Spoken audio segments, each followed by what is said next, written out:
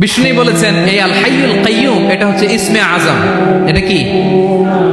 যে ইসমে আজম দিয়ে দোয়া করলে আল্লাহ দোয়া কবুল করে, আল্লাহর কাছে কিছু চাইলে আল্লাহ দেয়। এক সাহাবী দোয়া করতেছে ইয়া হাইয়ু ইয়া কাইয়ুম, বিষ্ণু নবী বলে এই সাহাবী তো ইসমে আজম দিয়ে দোয়া করতেছে। তাহলে দোয়ার সময় বলবেন ইয়া হাইয়ু ইয়া কাইয়ুম, পারবেন? বলেন ইয়া হাইয়ু ইয়া কাইয়ুম। আল্লাহর এই দুটো নাম ধরে ধরে আল্লাহরে ডাকবেন, তাইলে ওই দোয়া কবুল। পারা যাবে? বিশ্বনবী দোয়াতে বলতেন ইয়া হাইয়ু ইয়া কাইয়ুম বিরহমাতিকা আস্তাগীথ আসলিহ লি শা'নি কুল্লাহু ওয়া লা তাকিলনি ইলা নাফসি তারফাতা আইন।